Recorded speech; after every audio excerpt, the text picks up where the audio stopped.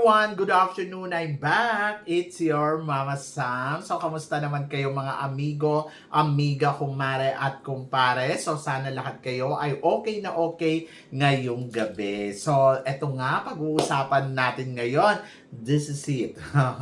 Pambato ng Miss Universe Puerto Rico sa Miss Universe. May laban pa.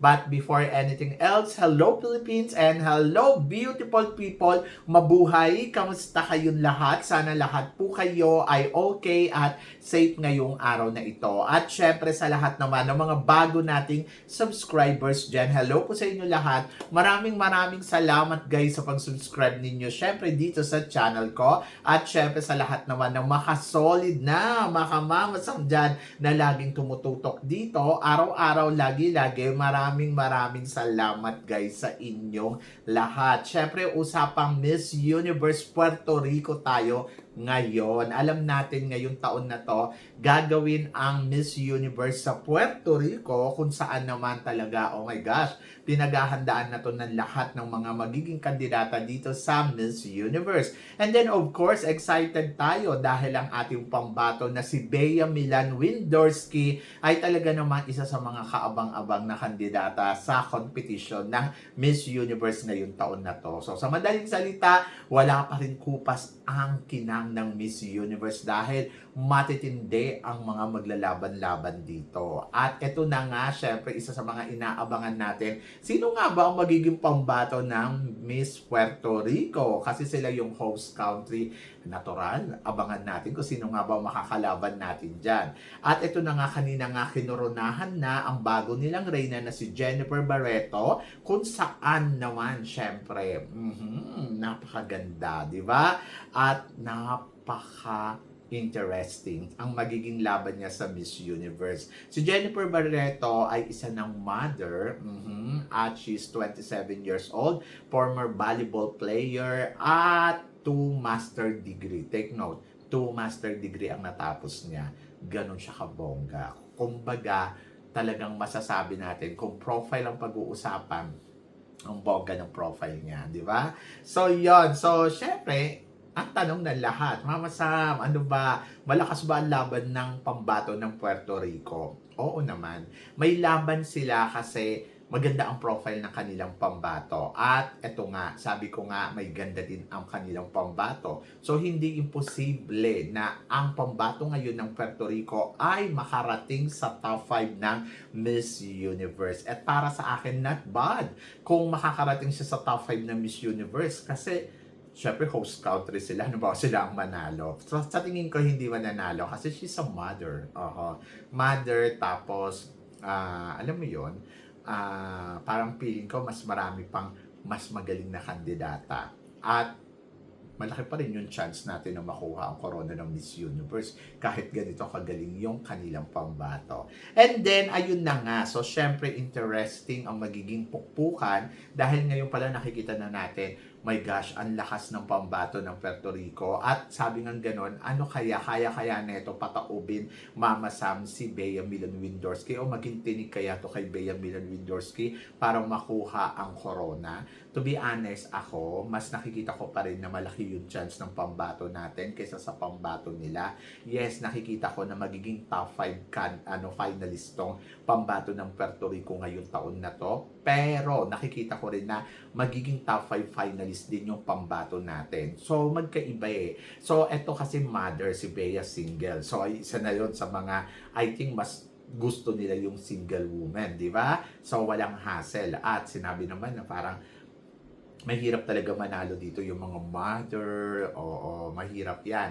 At alam natin na hanggang 4th runner-up, 3rd runner-up ang nararating nila. Pero ito kasi pambato ng Puerto Rico, tingnan natin kasi matalino. Yes, kaya niyang makatungtong kasi matalino. Hindi naman yan makakapasa ng 2 master degree kung hindi yan magaling. Pero hindi ibig sabihin na may 2 master degree na siya na ang magiging Miss Universe. Hindi, kasi alam natin na maraming sa history ng Miss Universe, maraming mga sumasali na doctor na, di ba? Marami din sumasali na lawyer, pero hindi naman sila nagpe-penetrate hanggang sa dulo. So wala yan kung ano yung status ng edukasyon mo ang narating mo. Pero nandoon yan sa part na, alam mo yon na parang kung ano yung capability, yung kakayahan mo na makuha talaga yung corona ng Miss Universe. So medyo tagilid pa nga siya kasi mother kasi, 'di ba? So parang Mrs. na siya. So parang feeling ko magpapanalo ba ang Miss Universe talaga ng Mrs.? Pero nandoon na kaya nito maka top 5. So good for the Puerto Rico na siya ang naging pambato kasi parang feeling ko yung beauty, tapos yung talino, kaya nitong maka-top 5, kaya nitong tumungtong hanggang sa dulo ng competition. Na parang feeling ko hindi mapapahiya ang Puerto Rico sa kanya, di ba?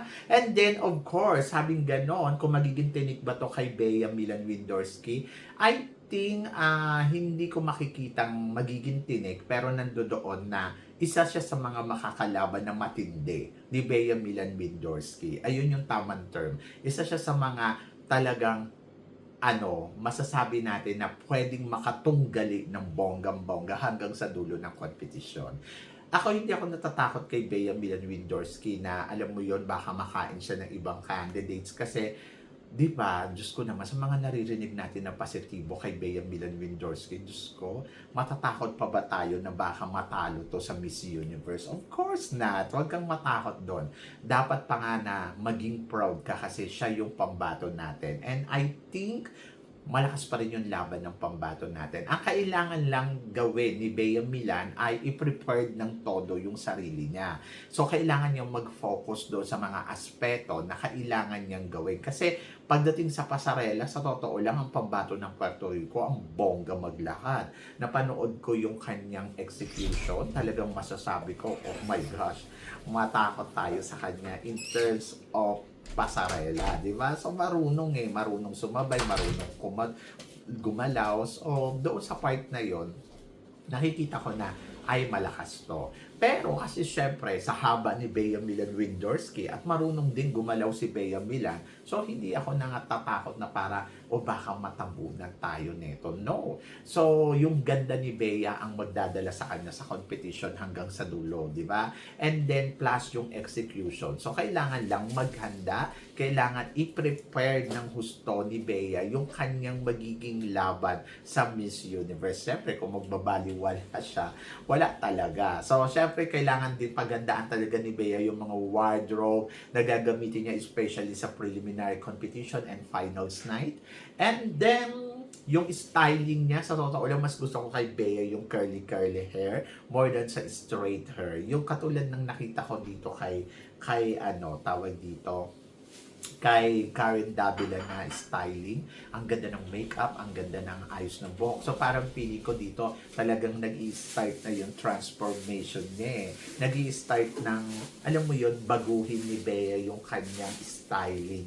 And of course, magkakaroon tayo ng mga surprising dyan pagdating kay Bea kung paano niya gagawin to ng mas tama, mas bongga. Sinabi naman ni Bea sa kanyang interview na hindi niya bibiguin ang Pilipinas at sinabi din ni Bea na gagawin niya talaga ang lahat ng kanyang makakaya para mag-penetrate ang Pilipinas sa Miss Universe ng bonggang-bongga. At naniniwala ako doon. Kasi yung dedication kasi ni Bea, ando doon yung willingness, ando doon yung talagang sincere, yung puso niya, yung sincerity na tinatawag na gusto niyang manalo ang Pilipinas. Kaya parang feeling ko gagawin talaga ni Bea ang lahat ng kanyang makakaya. And then tingnan natin kung ano ang ibubuga ng pambato ng Puerto Rico sa Miss Universe. Tulad yun na sinabi ko, hindi ako natatakot para sa kanya. Mas natatakot pa ako kay Venezuela. Sa totoo lang. Pero siya, hindi ko siya kinakatakutan. Kasi nga, she's a mother. So, alam naman natin, hirap naman manalo ang nanay. So, top 5 ang mararating ni Puerto Rico. Yun, malinaw sa akin na parang feeling ko kaya neto makarating ng top 5. Tapos, home court pa, di ba? So, malakas yung laban ng Puerto Rico. At isa siya sa mga makakatunggali talaga ng bonggang-bongga ng ating pambato. And then, beauty, parang feeling ko mas maganda pa rin si Bea sa kanya. Sa totoo lang, mas parang fresh at iba ang dating. So, mas lalo ako na-excite na mayroon ng pambato ang Puerto Rico dahil alam mo yon, parang feeling ko lahat sila gusto nilang makita si Bea in person, lalo na yung mga naririnig-rinig nila. At parang feeling ko ngayon pa lang, nararamdaman ko na ang mga kandidata ng Miss Universe ngayong taon na to, for sure, sinasabi nila na si Bea ang possible talagang matindi nilang kalaban. Especially ang Venezuela, di ba? So yung Venezuela, parang feeling ko, talagang si Bea talagang binabantayan niya ng bonggang-bongga. Kasi kung iisipin mo, alam mo na yung alam mo yung feeling nila na parang gusto din nilang manalo. Pero alam nila na parang malakas si Philippines. Kaya wala akong duda kay Bea Milan kung sakaling talagang mag-penetrate siya ng bonggang-bongga. So, ang kailangan lang talaga ni Bea ngayon, complete package na siya eh. Kasi kung titignan mo nga si Atisa, Diyosa. Pero si Bea talaga yung masasabi mong complete package to become will be the next Miss Universe. So, kailangan lang talaga ni Bea paghandaan to ng bonggang-bongga. Naniniwala ako si Bea malakas pa rin ang laban at kaya netong manalo ng Miss Universe sa darating na competition nila. At hindi ako natatakot kahit nandiyan na si Puerto Rico. So, abangan pa natin kung sino pa yung pambato ng ibang kandidata, di ba? So, yan ang abangan ninyo. Kung meron pang hihigit kay Bea Milan Windorski. So, yon. Pero kayo tatanungin ko, tingin ninyo, ito nga ba ang magiging tinig kay Bea Milan Windorski? Piling ninyo, siya kaya ang isa sa mga matinding makakatunggali ni Bea sa Miss Universe? So please comment below para at least malaman ko naman kung ano naman ang chika mo dito sa mga pinag-uusapan natin ngayon. Syempre maraming salamat po sa inyong lahat sa love and support na binibigay ninyo syempre dito sa channel ko at sa mga hindi pa nakaka-follow at nakaka-subscribe, please don't forget to click like and subscribe my channel at i-click nyo na rin po ang notification bell to more updated syempre sa aking mga chika. Sabi ng ganon, always keep smiling and laban lang. So guys, hanggang dito na lang, hanggang sa muli nating chikahan. See you tomorrow. Paalam. Thank you guys.